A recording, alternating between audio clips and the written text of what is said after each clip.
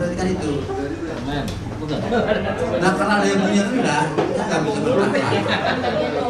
Mental saya sempat nggak percaya dengan lokasi di situ. Saya harus hijrah ke Jakarta. Tapi kendalanya kan pasti kan modal. Di Jakarta pasti modal lebih besar. Nah jadi untuk mengatasi mental yang sudah jatuh ini, kita tahu kita harus tangguh, kita harus ini, kita harus itu. Tapi dalam keadaan udah down itu kiat-kiatnya apa gitu? Saya pikir Mas Rudi berpengalaman ya, udah pernah jatuh gitu ya. Jadi cara berpikirnya gimana gitu? Karena kan keinginan kita kan pengen sukses ya. Jangan sampai lapak yang keempat gagal. Jadi ada rasa trauma. Jadi saya nggak percaya dengan lokasi yang saya bilang di daerah Tangsel ya. Kayaknya kurang bagus. Bahkan ada orang yang buka usaha di tempat saya sinis. Paling 2 bulan juga lu mampus, bener. Oke. Tinggal terus. Jadi gitu aja. Terima kasih banyak. Baik. Baik. Terima kasih atas pertanyaannya. Yang pertama memang tadi bagaimana mengurangi rasa takut. Yang kedua, apakah overconfidence itu perlu kita terapkan. Yang ketiga, pengalaman kegagalan ini artinya adalah bagaimana membangkitkan lagi semangat untuk terus berusaha. Kira-kira begitu. Nah, silakan Pak Madi. Baik. Ini nanti karena waktunya takutnya nggak cukup gitu. Jadi Bang Rudi nggak kebagian. Gak apa-apa, saya tetap akan jawab. Tapi Bang Rudi dulu jawab, bantuin. Nanti saya akan tambahin. Lu nggak ngomong-ngomong nanti gue doang.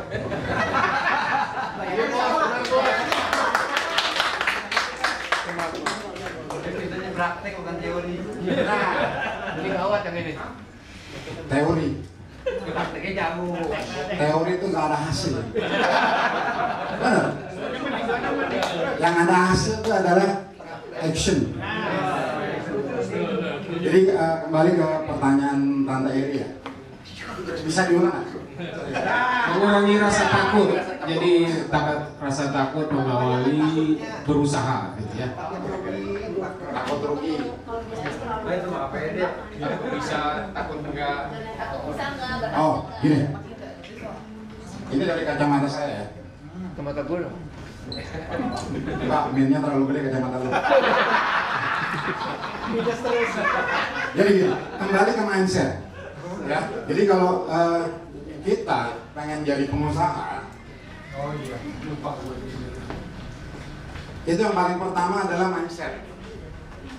mindset. Jadi kalau Tante Ari bilang tadi, kalau gua mulai, kalau gagal gimana ya? Jadi saya berusaha buat men-switch mindset seperti itu. Artinya kalau dari saya, resiko itu pasti ada. Jadi kalau orang bisnis itu ada 2. Pertama, berhasil, benar? Berhasil. Yang kedua,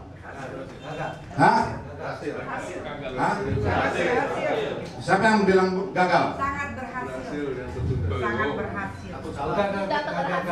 Belum berhasil. Jadi 2 kemungkinan itu yang bikin kita tertunda kalau kita punya mindset yang saya bilang. Jadi kalau saya cuma buat mindset seperti ini, berhasil atau belajar. Berhasil atau belajar, nggak ada kata gagal. Jadi 2B. Karena belajar itu mahal, benar? Belajar itu mahal. Dan saya baru sadar. Jadi saya sebelumnya saya nggak pernah urus pendidikan anak saya. Artinya ada istri saya yang urus. Saya nggak tahu berapa biayanya. Saya nggak tahu berapa biayanya. Tapi setelah saya mengalami recovery buat usaha, buat keuangan apa segala macam, jadi perhatian saya, jujur, jadi perhatian saya. Wah, ternyata belajar tuh mahal ya. Anak saya dia Al-Azhar. Baru saya tahu, oh gede ya. Terakhir terakhir anak saya kursus dengan kondisi recovery kayak sekarang ini. Berapa Bun? 8 juta gitu. Kursus loh, kita kursus. Buset, mahal banget ya. Ternyata itu murah sebenarnya. Ada teman saya yang sampai 19 juta untuk kursus loh. Ya kan? Artinya belajar itu mahal. Jadi kalau teman-teman merasa belajar itu murah, nggak seperti itu. Jadi belajar itu mahal. Ya buat saya kalau kita usaha, kalau nggak berhasil ya belajar. Jadi intinya gitu, Tante Eri. Kalau kita nggak berani memulai, kita nggak akan pernah bisa. Ya Tante Eri ya. Jadi jangan pernah ada mindset gagal, nggak ada kata gagal. Kita pasti akan dapatin kok berhasil atau kita dapat ilmu, belajar. Jadi kita nggak kepikiran ada yang namanya rugi, ada yang namanya gagal, nggak ada. Buang jauh-jauh seperti itu. Belajar tuh mahal. Karena kalau seorang pengusaha itu, contoh saya punya 10 usaha, ya, yang berhasil cuma 2 aja saya udah bangga. Karena saya akan coba tes A, tes B, tes A, tes selalu seperti itu. Jadi itu sudah resiko yang harus kita alami dan kita dapat ilmu tuh banyak. Dari 8 yang gagal, buat saya jauh lebih benar-benar satu ilmu yang buat saya sangat berharga, sangat berharga. Itu Tante Eri. Mindset. Oke. Baik, ya kira-kira Tante Eri, Tante R nih lagi kita. Repot nih. Wah, kacau ini. Ini tante-tante panggil saya. Oke, jadi Mbak Eri rekan Eri sudah bisa menerima bahwa ketakutan itu hanya sekedar di pikiran, ya. Takut nggak takut dijalani aja. Seperti tadi, gagal ya itu kan belajar. Kira-kira gitu. Nggak ada yang nggak berhasil. Nah, nggak ada yang dalam usaha kalau ngitungnya adalah awalnya takut, ya nggak jadi. Sekolah juga begitu, ujian juga begitu ya Pak Gatot. Oh Pak Guru, gimana menjadi guru olahraga kalau takut? Iya kan? Wah ntar kaki gue ini, akhirnya jadi guru juga. Oke, baik. Kita lanjutkan pertanyaan kedua dari rekan J Sabeni. Mantap ini. Overconfidence ya, kepercayaan diri. Nah, kira-kira batasnya apa, gitu ya? Sehingga itu bisa kita gunakan untuk kita berusaha. Oke. Awal saya berusaha untuk usaha karena saya punya mindset. Saya pertama pengen punya kebebasan waktu. Jadi saya nggak pengen under kontrol orang. Saya mau tidur, saya mau main, saya mau ngapain, nggak ada yang kontrol saya. Pertama itu. Jadi saya mutusin, gue nggak akan pernah kerja sama orang karena gue pengen punya kebebasan waktu. Artinya itu gue masih muda. Saat itu saya mulai usaha umur 22 tahun.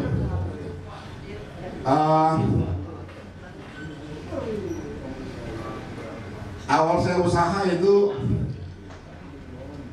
di mie juga, mie ayam. Di mie ayam. Saya buka di UI itu tahun 91 kalau nggak salah. Kebetulan saya ada teman saya tuh Pak Arimsa. Itu saya berdua Pak Arimsa itu. Saya yang rambutnya sedikit. Nah, kalau sebelahnya diperban, jadi nggak kelihatan. Kepalanya diperban, jadi nggak kelihatan. Iya. Itu sama-sama punya satu kesenangan. Ada yang tahu nggak kesenangan bapak-bapak berdua di kanan? Potret dan dipotret ya itu. Bukan. Sama-sama senang di bawah. Kan, sering dijambakin di mana? Habis jadinya. Ya, benar. Kan tadi sampai mana?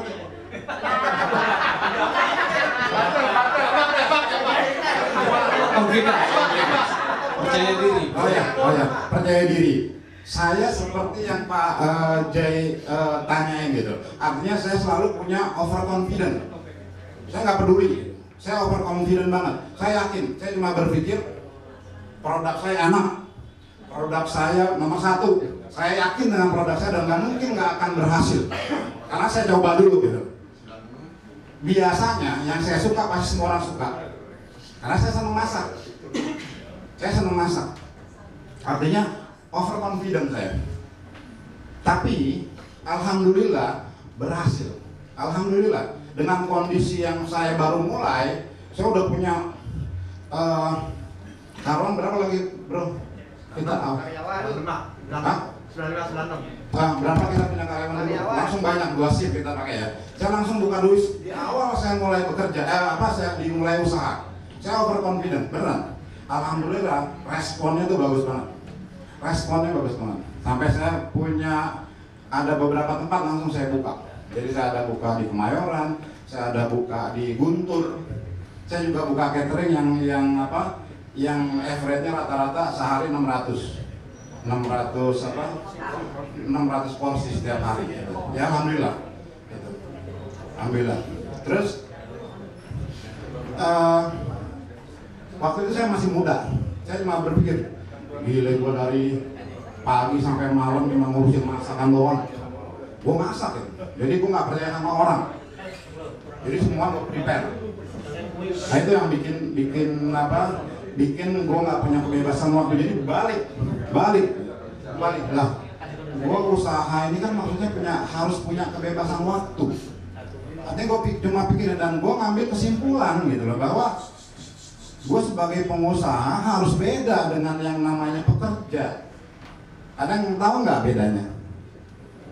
Ada yang tahu nggak bedanya antara mindset pekerja sama mindset pengusaha?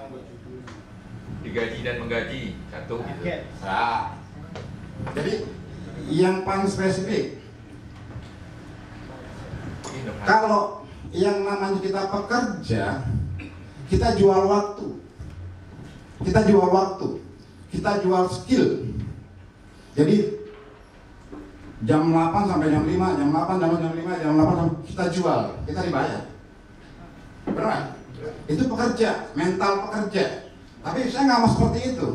Dengan kondisi yang saya jalani sekian tahun, saya mulai berpikir, gila, kapan gue jalan-jalan, kapan gue punya me time gitu, kapan gue buat nakal gitu, nggak ada waktu seperti itu. Benar, asli gitu. Artinya,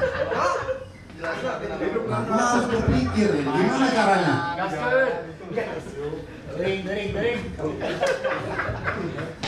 Dulu kan gua anak baik-baik ya kan. Pasti. Saat gua ada usaha gila, banyak banget yang keren ini. Banyak banget yang hal-hal yang biasa gua lakukan zaman jahiliyah itu nggak pernah gua jalanin lagi. Jadi mah nonton teman-teman lu. Enak banget mereka. Gila enak banget mereka. Gua nggak bisa, gua punya tanggung jawab. Gue punya tanggung jawab gimana caranya usaha gue tetap jalan. Jadi gue nggak pengen tuh yang namanya open close ya sama dia. Hah? Buka tutup gue nggak mau. Saat gue mau jalan gue tutup, gue nggak mau. Artinya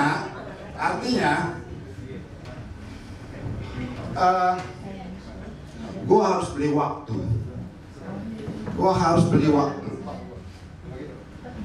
Ada yang paham nggak? Hah? Nah, jadi gue beli waktu karyawan, waktu orang gue beli gitu. Gimana caranya gue buat sistem itu bisa berjalan? Itu mindset. Jadi niat, kembali ke niat yang Pak Madi bilang tadi. Artinya kalau kita punya niat, kita akan selalu berpikir. Kita nggak akan konyol terus. Kita harus belajar dari apa yang kita jalani selama ini. Gila, habis waktu gue. Bisa tua begini gue kena kompor setiap hari, benar? Nah itu kulit gue keriput duluan daripada lu semua. Waduh, gue gak mau gitu. Kan gue sadar kalau gue ngaca, gila gue ternyata ganteng ya. Bener, gue baru sadar tuh.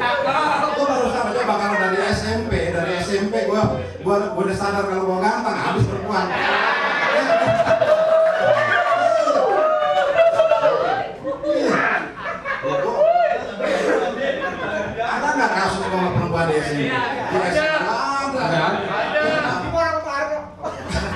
Nggak ada yang tahu maksudnya.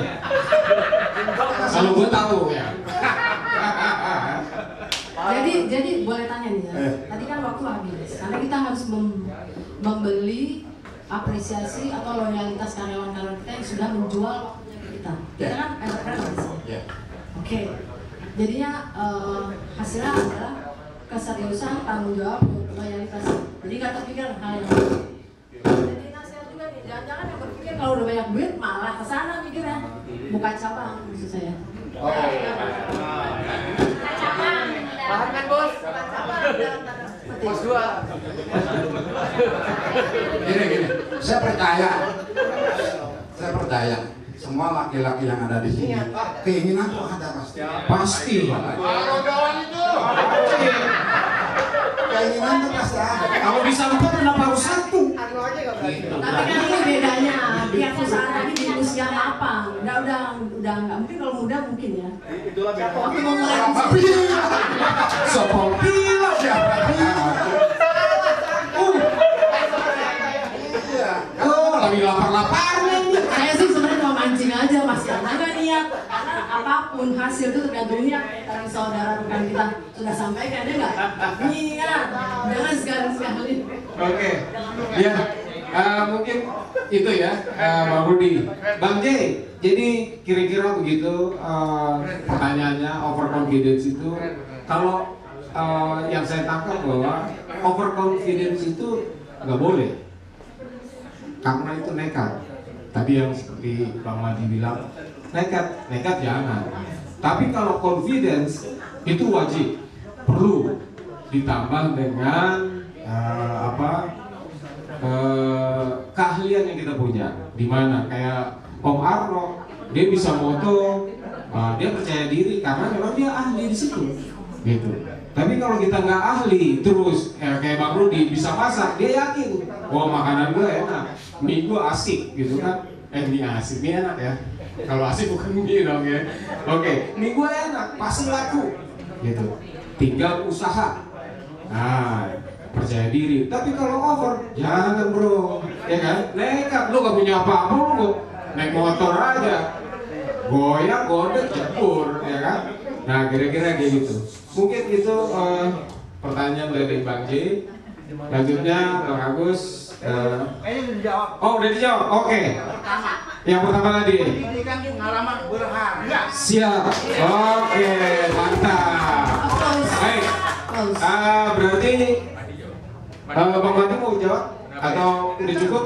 Kalau dirasain udah cukup? Rasanya udah cukup semua ya. Nah, mungkin masih ada waktu.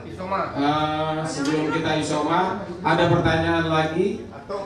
Gini, rekan-rekan sekalian, dalam kesempatan ini saya juga ingin memberikan waktunya, mungkin dari rekan-rekan yang hadir punya pengalaman karena memang melakukan bisnis atau sudah mulai ya? Itu di forum ini juga kita sekalian mempromosikan lah ya. Kebetulan saya tadi juga sedikit diskusi sama rekan Eti ya, karena dia juga kebetulan ya kita kan ibu-ibuan ya Bu ya. Rekan Eti ini sebetulnya adalah pegawai, berangkat dari pegawai dengan level udah menjadi itulah ya apa namanya di level ya. Namun biasanya seorang pegawai itu akan mempersiapkan di usia-usia menjelang pensiun untuk melakukan bisnis. Rekan kita ini juga sudah mempersiapkan bisnis, namun kadarullah kebetulan beliau Eti dipakai diberi amanat lagi untuk menjadi pemimpin perusahaan lainnya ya. Nah, mungkin ini sekedar dalam arti gini, sebetulnya gimana tuh pembaginya? Karena kan sekarang tetap pasti ada kewajiban sebagai pegawai. Karena kan kadarullah yang tadinya mungkin mempersiapkan untuk masa pensiun, jadi bisnisnya berjalan, tapi mendapatkan amanat lagi ya di perusahaan yang berbeda. Ya, BOD lah ya di perusahaan. Silakan. 5 menit. Mohon izin Bapak-bapak presenter moderator MC yang saya banggakan Bapak Ketua. Bismillahirrahmanirrahim. Assalamualaikum warahmatullahi wabarakatuh. Salam kenal, saya Eti Susilawati. Saya teman-teman dari sebagian ada di sini dan juga ada teman baru bagi teman-teman yang baru lihat saya. Saya ada di grup macam-macam ya. Jadi saya terima kasih diundang di acara ini. Tapi saya sebenarnya kagum datang ke sini dengan Bang Rudi dan Bang Madi. Saya sudah datang ke tempat tanpa mereka hadir. Sebenarnya dalam rangka saya ingin mempersiapkan pensiun, walaupun alhamdulillah government alhamdulillah selalu yang sudah mau pensiun kemarin Bang, sempat saya selesai dari BOD di BUMN, sempat sama Bang Satya kita nongki di BSD gitu. Terus terpilih lagi alhamdulillah gitu. Jadi kan mau ngomong apa? Waktu itu apa sih sebenarnya yang mendasari tiba-tiba tuh pengen bisnis gitu.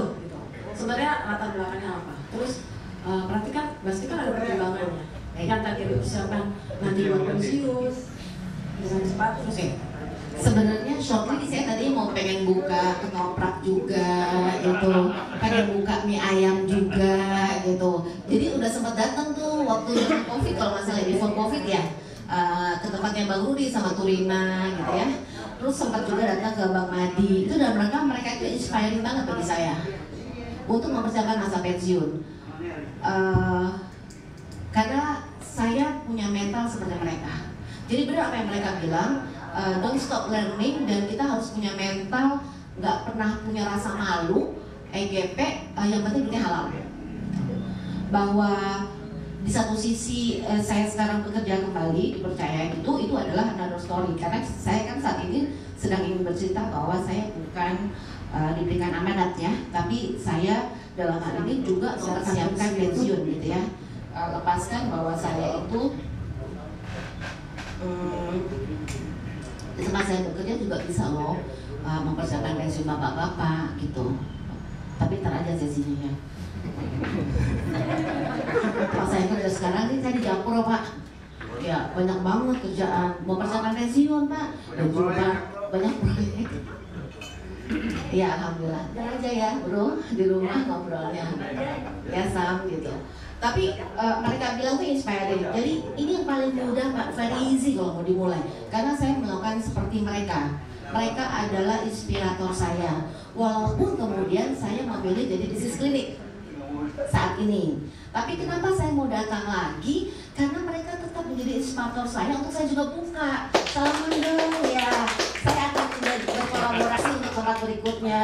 Begitu kira-kira. Kan boleh ya, kalau punya modal dikit berkolaborasi sama Pak Madi, berkolaborasi sama Bang Rudi. Gak harus punya uang 1 miliar untuk buka seperti mereka. Dan kita bisa berkongsi bareng untuk itu. Tadi kan sempat dibilangin ke Bang Rudi ya, sempat berkolaborasi sama di ujung sana gitu ya. Nanti berkolaborasi sama ujung sini gitu. Berkolaborasi berdua, bertiga, berempat boleh gitu. Tapi berlima enggak, ribut Bang berlima ya. Mungkin kita ingin menanyakan bisnis yang sekarang dijalani, yes. Kan meskipun awalnya mencoba yang ini, kita balik tadi ya. Bisnis itu harus yang kita ahli, gitu kan. Terus syukur-syukur udah ahli, kita juga hobi, gitu kan.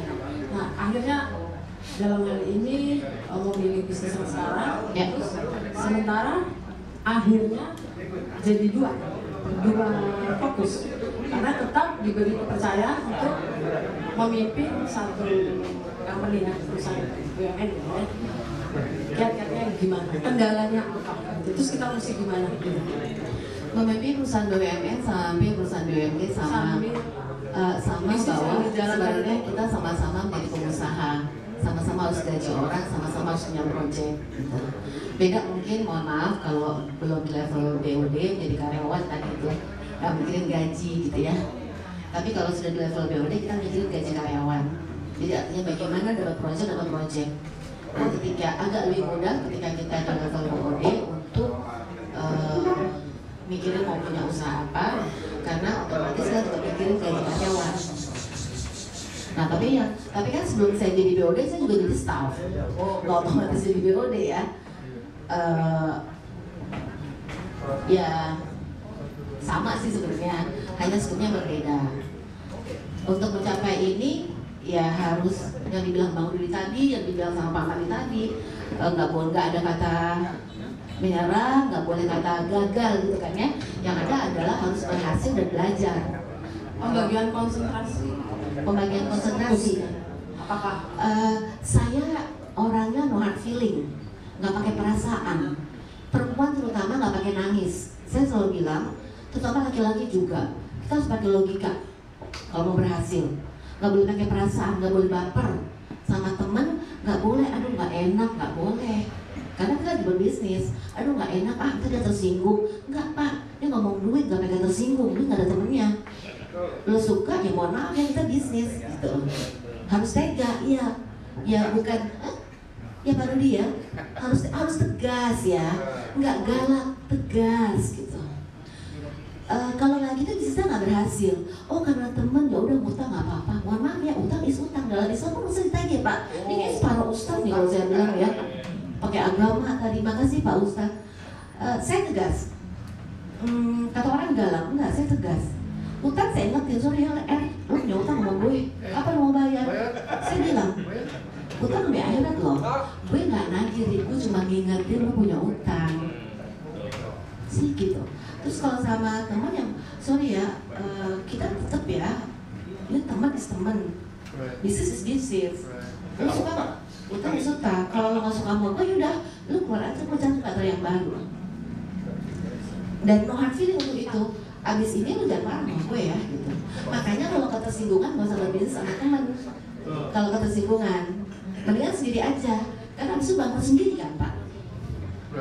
Gak marah ya. Jadi kalau mau berpartner, saya cocok ya berpartner sama Pak Budi. Kita gak pernah tersinggung kan Pak Budi ya. Kenapa? Sakit hati doang, telan aja sendiri gitu. Silakan ya, saya kasih waktu 2 menit menanyakan apapun yang kita. Iya, tadi kenapa saya pilih klinik? Karena saya ingin selalu cantik, saya ingin selalu sehat. Oh ya, bisa ini belum disebutin dari tadi. Bisnis saya klinik hiperbalik oksigen. Itu mempertahankan saya untuk healing, mempertahankan saya awet muda, mempertahankan saya panjang umur dan awet muda. Saya ingin panjang umur, sehat, awet muda, cantik. Itu ada di klinik saya. Promosi dong ya? Iya, betul. Terima kasih. Kalau klinik lain 1 jam 500.000, di saya hanya 100.000.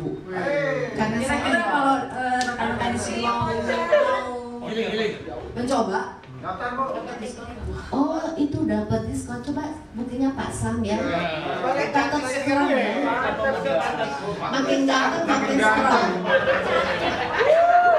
Makin strong. Makin keren dong, keren.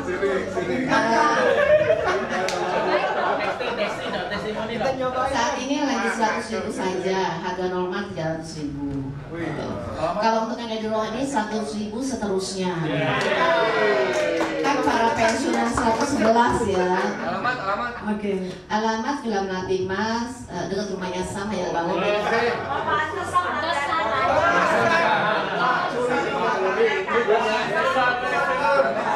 Makanya sejak pensiun saya bilang gini, Bu, kayaknya sejak gue pensiun, sejak gue hiperbalik nih gue setiap hari. Oke, Gitu ya, mohon maaf ya, terima kasih. Hasilnya terlihat ya, dari snow kerut-kerut. Dari snow time for laying down. Saya hari ini ada jadwal sampai malam hari. Minggu saya selalu bekerja. That's why posisi di BUD. Sama juga seperti Madi dan Bang Rudi, nggak ada waktu untuk libur. Begitu ya, nggak ada waktu untuk libur. Pengusaha nggak ada waktu untuk libur. Auditoring mulu. Itu juga bagian aktivitas kan Pak ya. Artinya kita mempersiapkan tubuh kita untuk selalu beraktivitas, tapi nggak boleh sakit gitu. Untuk nggak sakit kita harus happy. Makanya harus punya hobi. Terima kasih Bapak Ibu sekalian, teman-teman sekalian, semoga bermanfaat.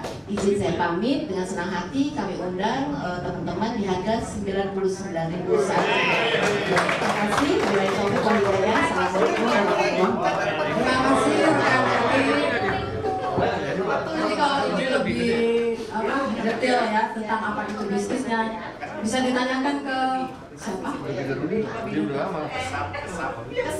Lebih detail bisnisnya bagaimana?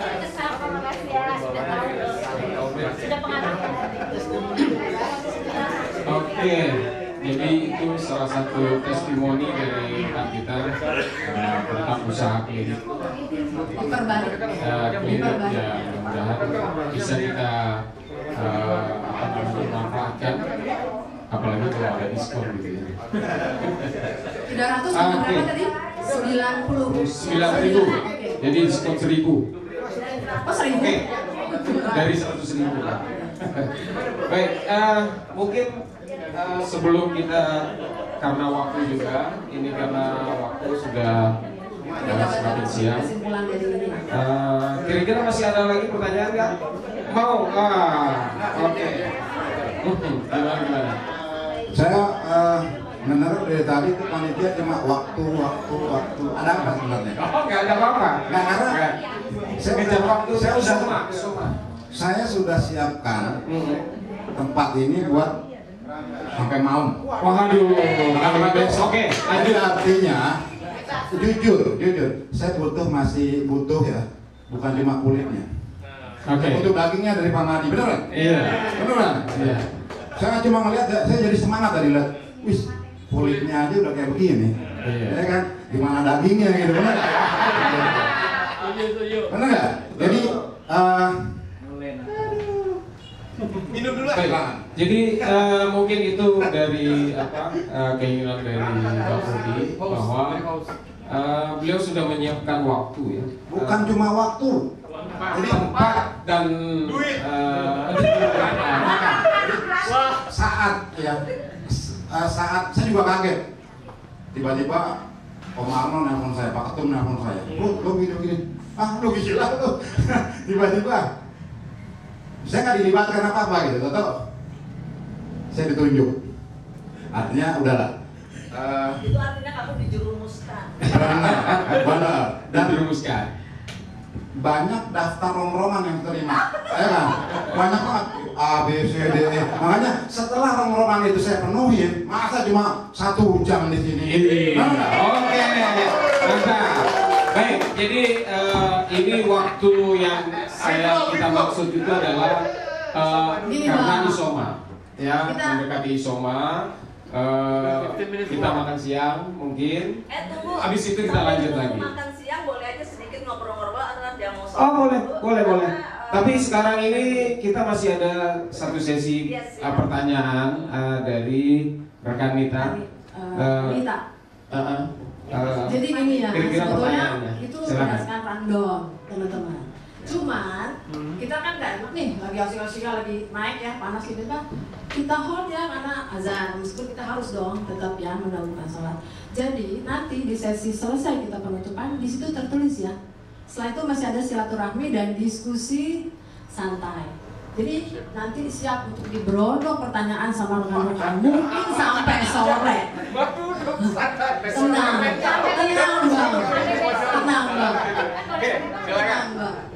Terima kasih. Assalamualaikum warahmatullahi wabarakatuh. Dari tadi itu saya mendengarkan bahwa banyak teori dan banyak praktek teori ini, praktek dan pertanyaannya adalah sekarang audiens yang menghadiri acara ini adalah audiens yang mendekati atau bahkan sudah pensiun. Ada beberapa yang sudah terbiasa sebagai karyawan, yang sudah tersistem mereka sebagai karyawan, dan tidak mudah buat men-switch sebagai pengusaha. 1 mental, 2 habit, 3 banyak lah gitu ya. Nah, yang tadi sampaikan sama Rudi bahwa Anda memulainya di usia 22. Itu udah berapa puluh tahun yang lalu, di mana badan masih fit, pikiran masih segar, semua rencana-rencana kenakalan Anda bisa Anda rencanakan. Tapi kalau sekarang enggak. Sekarang lebih terencana dan lebih siap-siap dengan maut kali ya, lebih dekat. Nah, kira-kira kalau misalnya kita memulai sebuah usaha di usia yang sekarang, kira-kira usaha apa sih yang firm dengan usia kita? Nggak mungkin kan kita mau kayak Eri, ada ketakutan yang Eri sampaikan itu make sense. Mungkin kasarnya gue cuma punya modal uang pensiun sekian ratus juta, sekian M. Tadi ngobrol sama Hermin, masukin saham aja nih ya. Kita main deposito atau kita main easy ya, dapat itu masuk akal.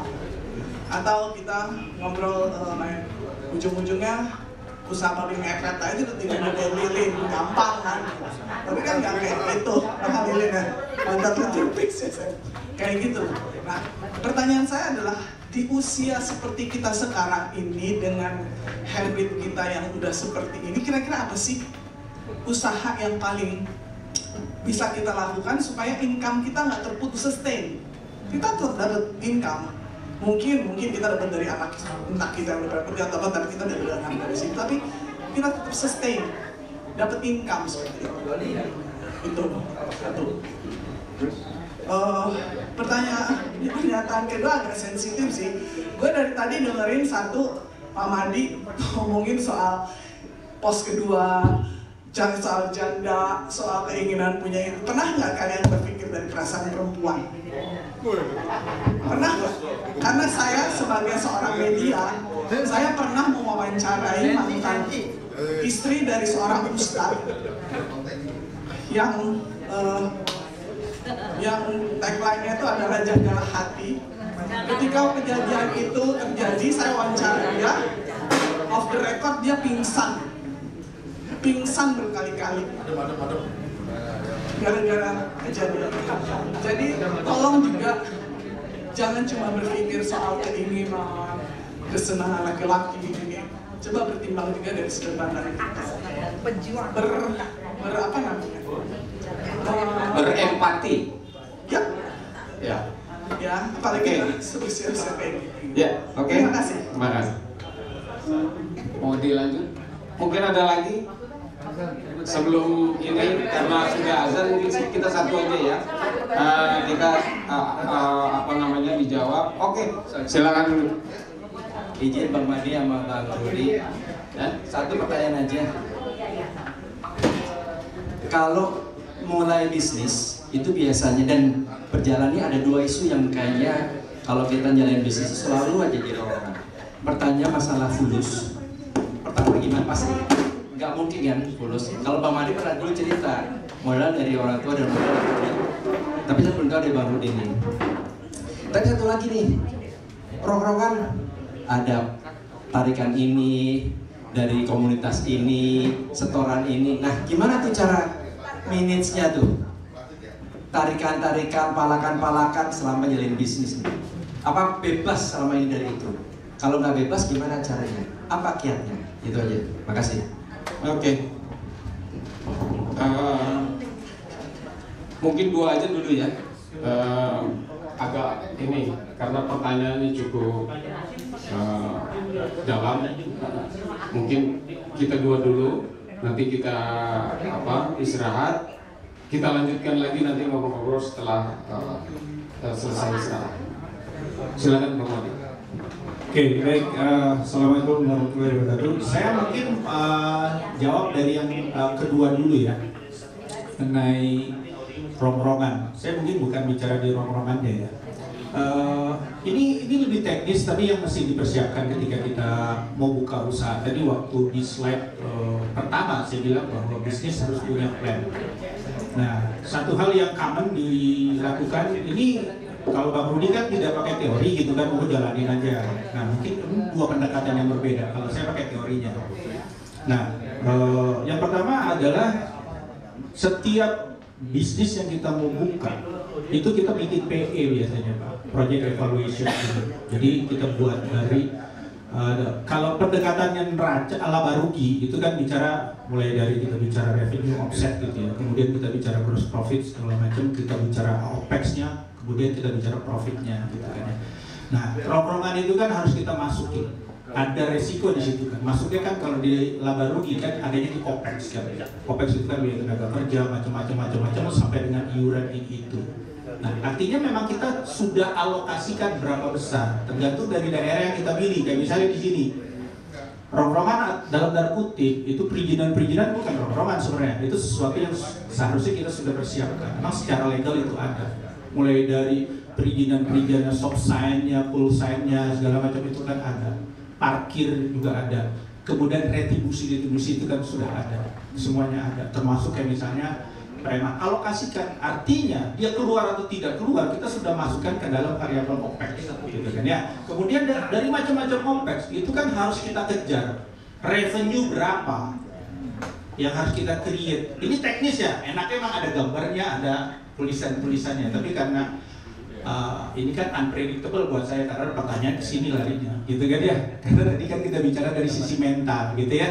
Nah, jadi kita mau dapat omset berapa satu hari, kita create itu sampai dengan 1 bulan sehingga total omset kita dapat, kemudian HPP-nya berapa, COGS-nya gitu.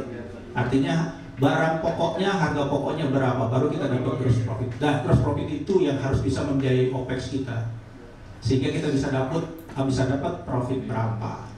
Nah, jadi menyiasatinya bukan menyiasati, kita planning kan. Nah, ini yang saya bilang, ini adalah sisi pengetahuannya.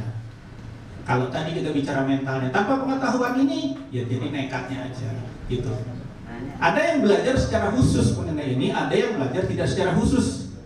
Tapi di dalam perjalanan dia belajar gitu. Belajar juga bukan berarti dia yang belajar gitu. Artinya dia tempatkan orang yang bisa aja. Kalau ditanya apakah saya praktisi bisnis yang sesungguhnya dalam artian seperti Bang Rudi, enggak. Kalau ditanya bidang keahlian saya ada di mana? Bukan di kuliner, tapi saya di manajemen. Yang saya jual itu adalah manajemennya. Ketika saya mau bangun bisnis, saya suruh orang. Kayak saya punya kedai rumah Tanjung, itu kan ya kalau mau dibilang restoran boleh, mau dibilang rumah makan boleh, mau dibilang kafe juga boleh. Silakan aja diterjemahkan. Kalau yang belum tahu nanti datang aja kayak gimana diterjemahkannya. Nah, itu kan bukan saya ahli masak, seperti Bang Rudi bidang keahliannya masak, dia tuangkan ke dalam bisnis masak. Nah, kalau saya tidak di situ, bidang keahlian saya adalah di manajemen, saya bisa manajemennya, saya minta akan begini, jadilah bisnis gitu. Ya lebih ke sana. Jadi jangan juga nanti kita jangan kejebak bahwa bidang keahlian saya, harus di core bisnisnya, bukan. Kalau sekarang teman-teman ada di manajemen, kenapa nggak itu yang didorong? Kan bisnis itu bukan berarti harus real bisnis dalam artian menjual produk as a produk gitu. Kalau produknya adalah jasa, kan beda. Makanya tadi yang saya tekankan adalah sadar kemampuan diri kita ada di mana nih. Jadi bukan berarti ketika kita pensiun kita mempersiapkan, mudah-mudahan ini bisa menjawab apa yang ditanyakan oleh Tante Nita ya. Artinya bisnis apa yang pas. Nah, diawali bukan bisnis yang pas. Kita ada di mana? Kita punya fashion, kita punya keahlian, apa yang bisa kita lakukan? Kalau nggak ada, ya jangan mikir kita harus bisnis. Kita di sini bukan arahnya nanti semua menjadi bisnis kan? Tadi mau penempatan di deposito bisa. Kan esensinya adalah bagaimana ketika kita pensiun, tadi kan kita bisa punya pendapatan yang sifatnya pasif. Karena kita udah diem. Tinggal pertanyaannya kita mau diem atau kita mau aktif. Nah, kalau kita mau aktif, harusnya idealnya ada pendapatan. Kalau nanti kita bergerak pendapatannya dari yang pasif, kalau nggak kejar nombok gitu kan jadinya habis. Jadi lebih ke sana. Oke, kemudian komen yang kedua dari Tante Nita, kami mohon maaf atas nama saya pribadi dan Bang Rudi, apa yang tadi kita ungkapkan itu bukan karena dengan tujuan memang ya mungkin itu hilaf dari kita. Jadi split of the tongue buat saya pribadi, saya mohon maaf dalam kesempatan ini tidak ada maksud sedikit apapun untuk merendahkan atau menyakiti perasaan teman-teman yang ada di sini, terutama yang wanita ya. Mohon maaf sekali lagi, itu kehilapan kami ya. Bang Rudi macam bertanya ya.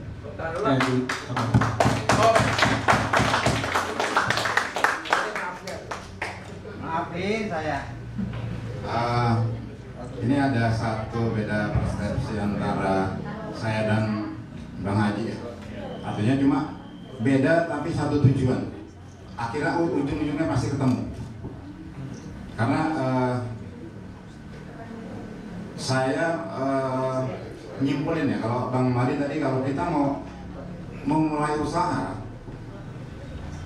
skill kita di mana, passion kita di mana, itu bedanya dengan Bang Mari dengan yang terstruktur, dengan teori, dengan edukasi, knowledge ya, itu bedanya dengan saya. Artinya saya nggak pernah gini. Namanya kita pengusaha, ya yang kita cari adalah peluang. Artinya kalau kita cuma berpikir, nggak sesuai passion gua itu, nggak sesuai passion gua, jadi